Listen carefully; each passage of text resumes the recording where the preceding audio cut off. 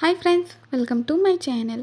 ఈరోజు వీడియో చాలా ఈజీగా టేస్టీగా చేసుకునే సమ్మర్ స్పెషల్ కరాచీ రవ్వ వడియాలండి. బొంబాయి రవ్వ వడియాలు ఎలా తయారు చేసుకోవాలో చాలా క్లియర్గా చెప్తానండి. వీడియోని అయితే స్కిప్ చేయకుండా లాస్ట్ వరకు చూడండి. ఎక్కువ కాలం స్టోర్ చేసుకోవచ్చండి. అలాగే చాలా క్రిస్పీగా కూడా వస్తాయి, పర్ఫెక్ట్గా వస్తాయండి. ఇప్పుడైతే మన తయారీ విధానం చూద్దాము. ఇలా ఒక పెద్ద గిన్నె తీసుకున్నానండి. మనకి గిన్నె కొంచెం మందంగా ఉండాలి, థిక్గా ఉంటే మనకి పర్ఫెక్ట్గా వస్తుందండి. ఇక్కడ నేను ఒక గిన్నె పెట్టుకుని అందులోకి 7 గ్లాసు వాటర్ వేసాను. మనం కొలతలన్నీ కూడా ఒకే కప్పుతో కానీ లేదా ఒకే గ్లాస్తో కానీ తీసుకోవాలండి. ఒక గ్లాసు రవ్వకి 7 గ్లాసులు వాటర్ అయితే వేసాను. వాటర్ అయితే కొంచెం హీట్ అవ్వాలి. ఈ లోపు నేను ఇక్కడ 1/2 కప్పు సగ్గుబియ్యం తీసుకున్నానండి. తీసుకుని కొద్దిగా వాటర్ వేసి నానబెట్టాను. ఒక పావుగంట ముందు సగ్గుబియ్యాన్ని అయితే నానబెట్టుకోవాలి. తర్వాత ఇక్కడ మిక్సీ జార్ తీసుకున్నానండి. కొద్దిగా జీలకర్ర, అలాగే ఒక 6 పచ్చిమిర్చి వేసాను. కొద్దిగా వాటర్ వేసి మిక్సీ పట్టుకోవాలండి. నేనైతే మీకు మిక్సీ పట్టేసాక చూపిస్తాను. చూడండి ఫ్రెండ్స్, వాటర్ అయితే మనకి ఇలా కొంచెం హీట్ అయిన వెంటనే నానబెట్టుకున్న సగ్గుబియ్యం వేసేయాలండి. సగ్గుబియ్యం మొత్తం కూడా వేసేసాను. 1/2 కప్ అయితే తీసుకున్నానండి. ఆ కప్పుతో సగ్గుబియ్యం నానబెడితే మనకి తొందరగా ఉడుకుతుంది, డైరెక్ట్గా వేయకూడదండి. ఒక పావుగంట సేపు నానబెట్టాను. సగ్గుబియ్యం అయితే ఉడకాలి. మూత పెట్టేసానండి. మీడియం ఫ్లేమ్లో పెట్టి సగ్గుబియ్యాన్ని అయితే ఉడికించాలి. ఈ లోపు ఇక్కడ నేను మిక్సీ పట్టేసాను. జీలకర్ర, పచ్చిమిర్చి పేస్ట్ అయితే రెడీ అయిపోయిందండి. పచ్చిమిర్చి పేస్ట్ కొంచెం వడియాలు ఘాటుగా ఉండడానికి వేస్తారండి, కారంగా ఉండడం కోసం. అంటే కొద్దిగా ఫ్లేవర్ కోసం వేసుకోవాలండి, సరిపడగా వేసుకోకూడదు. ఈ పచ్చిమిర్చి పేస్ట్ వేస్తే మనకి సగ్గుబియ్యం ఉడకదండి. సగ్గుబియ్యం ఉడికిపోయిన తర్వాతే పచ్చిమిర్చి పేస్ట్ అయితే వేసుకోవాలి. చూడండి ఫ్రెండ్స్, ఇలాగ తీసి చెక్ చేసుకోవాలి. కొంచెం జెల్లీలాగా ఇలా సాఫ్ట్గా అవుతే మనకి ఉడికిపోయినట్టు. ఇప్పుడు మనకి రెడీ అయిపోయింది కదండి. తర్వాత ఇందులో మనం పేస్ట్ అయితే వేసుకోవాలి. కొద్దిగా జెల్లీలా రావాలండి. ఈలోపు ఇక్కడ నేను ఒక గ్లాసు రవ్వ తీసుకున్నానండి. ఏ గ్లాస్తో వాటర్ తీసుకున్నామో ఆ గ్లాస్తోనే రవ్వ కూడా తీసుకోవాలి. ఇది కరాచీ రవ్వ అండి. సూజీ రవ్వ, బొంబాయి రవ్వ అని కూడా అంటారు. 1 గ్లాసు రవ్వకి మళ్ళీ 1 గ్లాస్ వాటర్ వేసి కలిపానండి. ఇలా మిక్స్ చేసి పక్కన పెట్టాను. ఇదేమీ నానాల్సిన అవసరం లేదండి. ఇలా కలిపి పక్కన పెట్టాను. తర్వాత ఇక్కడ మనకి ఇలా పొంగొచ్చింది కదండి, వాటరు పొంగొచ్చిన తర్వాత మనం తయారు చేసుకున్న జీలకర్ర, పచ్చిమిర్చి పేస్ట్ వేసేయాలి. వేసేసి కొంచెం బాయిల్ అవనివ్వాలండి. అంటే 1 నిమిషం పాటు ఇలా బాయిల్ చేయాలి. ఇలా 1 నిమిషం పాటు మరిగించిన తర్వాత ఇందులోకి మనం కలిపి పెట్టుకున్న కరాచీ రవ్వ వాటర్ మిశ్రమం వేసేయాలండి. వేస్తూ వెంటనే కలుపుకోవాలి. ఎక్కడ కూడా ఉండలు లేకుండా బాగా కలుపుకోవాలండి. వాటర్ ఎక్కువైనా కొంచెం పర్వాలేదు, కానీ తక్కువ అవ్వకూడదండి. 1 గ్లాసు రవ్వకి 7 గ్లాసులు వాటర్ అయితే వేసాను. ఇలా రవ్వ వేసిన తర్వాత ఉప్పు వేసుకోవాలండి. ఇక్కడ నేను 1 స్పూన్ అయితే వేసాను. ఉప్పు కొద్దిగా చప్పగా ఉండాలండి. టేస్ట్ చూసుకున్నప్పుడు కొంచెం తక్కువగా ఉండాలి. అప్పుడే మనకి పర్ఫెక్ట్గా సరిపోతుందండి. సరిపడగా వేయకూడదు. ఎందుకంటే మనకి రవ్వ వడియాలు ఆరిపోయిన తర్వాత ఉప్పు అనేది మనకి కరెక్ట్గా సరిపోతుంది. అందుకని ముందుగానే కొంచెం చప్పగా వేసుకోవాలండి. సరిపడగా వేసారంటే ఎక్కువైపోతుంది. ఉప్పు చూసుకున్నాక మనం కొంచెం తక్కువ ఉండేలా వేసుకోవాలండి. సరిపడగా అయితే వేయకూడదు. కరాచీ రవ్వ మనకి ఉప్మా ఉడుకుతుంది కదండి, అలాగా కరెక్ట్గా ఉడికిపోవాలి. బబుల్స్ వస్తాయండి, దగ్గరుండి కలుపుకుంటూ ఉడికించాలండి. రవ్వ వేసిన తర్వాత దగ్గరే ఉండి కలుపుకుంటూ ఉడికించుకోవాలండి. ఈ కన్సిస్టెన్సీ ఉండాలి. చూడండి, ఇప్పుడు మనకి రెడీ అయిపోయింది. స్టవ్ ఆఫ్ చేసాను. ఇలా దగ్గరికి వచ్చేసి మనకి కొంచెం బబుల్స్ వస్తాయి కదా, అప్పుడు రెడీ అయిపోయినట్టు. సేమ్ ఉప్మా ఎలా ఉంటుందో కరాచీ ఉప్మా అలా రావాలండి.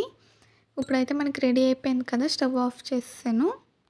దగ్గరుండి కలుపుకుంటూ కుక్ చేయాలండి. ఇది అడుగంటుతుంది, అందుకని కలుపుకుంటూ ఉండాలి. ఇలా మందపాటి గిన్నెలో వండుకుంటే మనకి కరెక్ట్గా సరిపోతుందండి. చూసారా, ఇప్పుడు రెడీ అయిపోయింది కదా. మనం అయితే దీన్ని వడియాలు పెట్టేసుకోవడం, ఇంకా ఆలస్యం చేయకుండా. ఇలా బబుల్స్ వచ్చాక స్టవ్ ఆఫ్ చేసాను. ఇప్పుడైతే మేడపైకి వచ్చేసామండి. మనకి ఎండాకాలం అంటే ఫస్ట్ గుర్తొచ్చేవి వడియాలు, పచ్చళ్ళే కదండి. మేమైతే వడియాలు పెట్టుకున్నాము.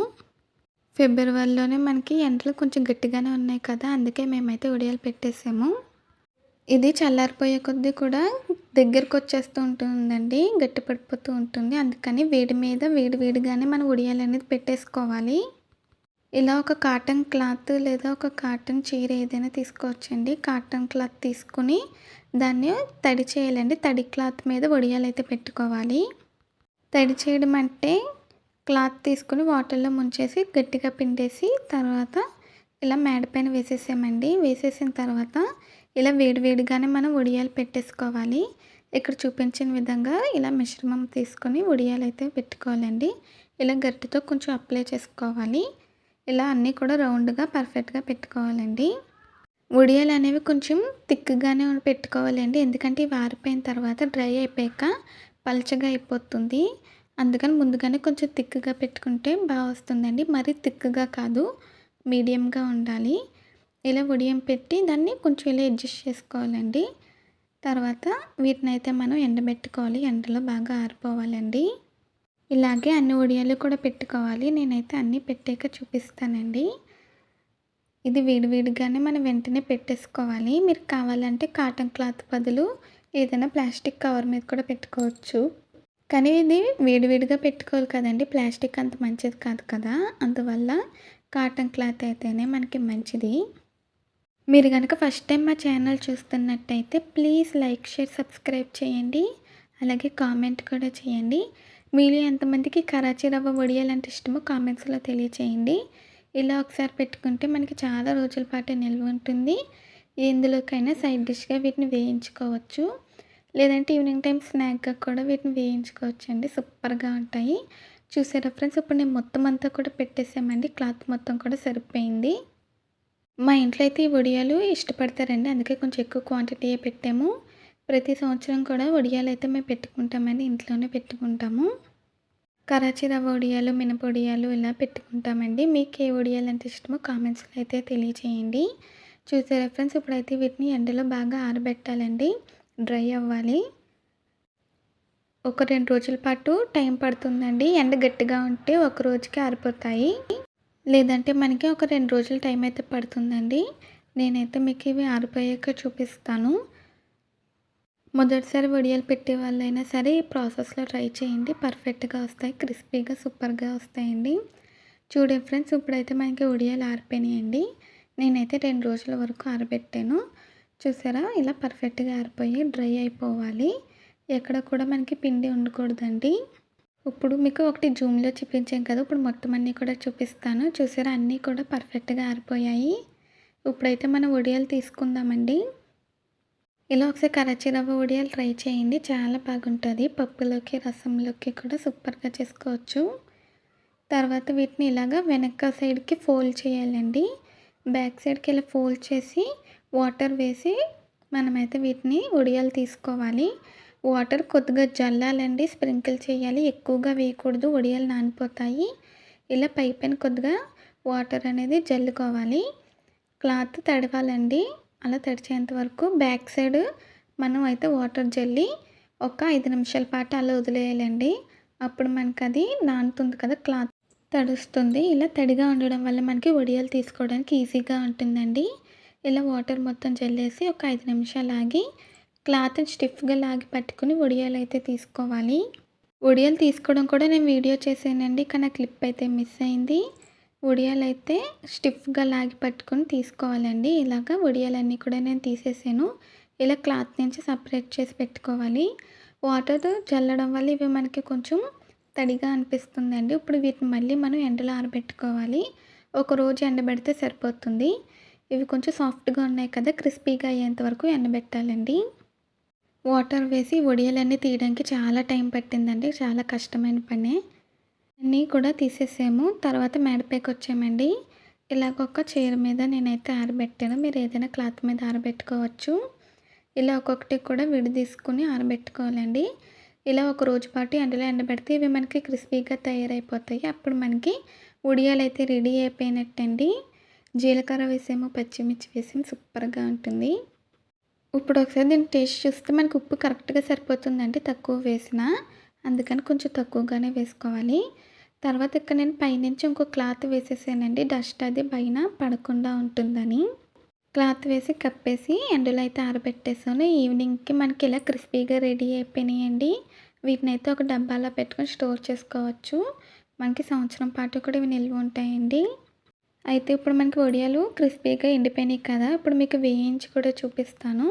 ఇలాగ ప్యాన్ పెట్టి ఆయిల్ వేసి, ఆయిల్ బాగా హీట్ అయిన తర్వాత ఇలా ఒక్కొక్క వడియం వేసుకొని 2 సైడ్స్‌కి కూడా తిప్పుకుంటూ వేయించాలి. చూసారా చాలా పువ్వుల్లాగా మంచి కలర్ వచ్చిందండి. తెల్లగా ఉన్నాయి. బాగా పొంగుతూ కూడా బాగా వస్తాయి. ఇవి మనకి క్రిస్పీగా సూపర్‌గా వస్తాయండి. ఇలాగ అన్ని వడియాలు కూడా వేయించాలి. చూసారా అప్పడాల్లాగా సూపర్‌గా ఉన్నాయి. ఇలా ఒకసారి కరాచీ రవ్వ వడియాలు ట్రై చేయండి. పిల్లలు, పెద్దవాళ్ళు కూడా చాలా ఇష్టంగా తింటారు. మనకి ఏ కర్రీలోకైనా సరే సైడ్ డిష్‌గా వీటిని వేయించుకోవచ్చు. ఇలాగే అన్ని వడియాలు కూడా వేయించుకోవాలండి. అంతేనండి. చాలా ఈజీగా మనకి టేస్టీగా కరాచీ రవ్వ వడియాలైతే రెడీ అయిపోయినాయి. ఇప్పుడు చూడండి ఫ్రెండ్స్ మీకు చూపిస్తున్నాను. చాలా పర్ఫెక్ట్‌గా వచ్చాయండి. ప్రతి సంవత్సరం మేము పెట్టుకుంటాము. మీకు నచ్చాయా? అయితే ఈసారి మీరు ట్రై చేయండి. నేనైతే ఒకటి విరిపి చూపించాను. క్రిస్పీగా వచ్చిందండి. సూపర్‌గా ఉంది. టేస్ట్ కూడా చేశాను. ఈ వీడియో నచ్చితే ప్లీజ్ లైక్ చేయండి, షేర్ చేయండి, సబ్స్క్రైబ్ చేయండి, కామెంట్ చేయండి. మళ్ళీ కలుద్దాం. Bye friends.